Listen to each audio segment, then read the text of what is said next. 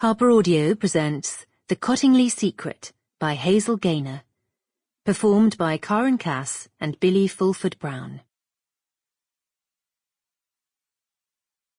If the confidence of children can be gained, and they are led to speak freely, it is surprising how many claim to have seen fairies.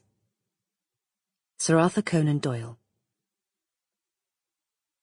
Those who don't believe in magic will never find it. Roald Dahl. Prologue. Cottingley, Yorkshire, August 1921. Fairies will not be rushed. I know this now. Know I must be patient.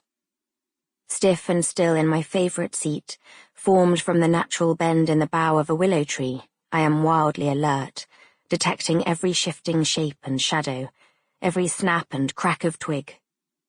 I dangle my bare feet in the beck, enjoying the cool rush of the water as it finds a natural course between my toes.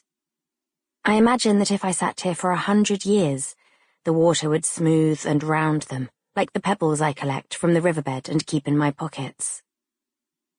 In the distance I can see Mr. Gardner, the man they sent from London, with his round spectacles and bow tie and endless questions.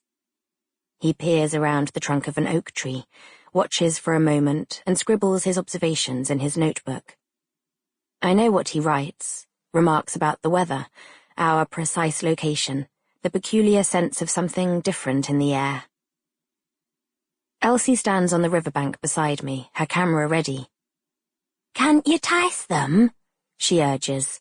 "Say some secret words." I shrug. "They're here, Elsie. I can feel them." But, like the soft breath of wind that brushes against my skin, the things we feel cannot always be seen. I know that the best time to see them is in that perfect hour before sunset, when the sun sinks low on the horizon like a ripe peach and sends shafts of gold bursting through the trees. The in-between, I call it. No longer day, not yet night. Some other place and time when magic hangs in the air and the light plays tricks on the eye. You might easily miss the flash of violet and emerald, but I, according to my teacher, Mrs. Hogan, am a curiously observant child. I see their misty forms among the flowers and leaves. I know my patience will be rewarded if I watch and listen, if I believe. Tired of waiting, Elsie takes her camera and returns to the house, where Aunt Polly is waiting to hear if we managed any new photographs. The others soon follow. Mr. Gardner, the newspaper reporters, the fairy hunters who come to snoop and trample all over the wildflowers and spoil things.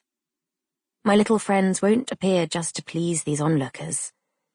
They move according to the patterns and rhythms of nature, not the whims of so-called experts from London. Fairies, I understand.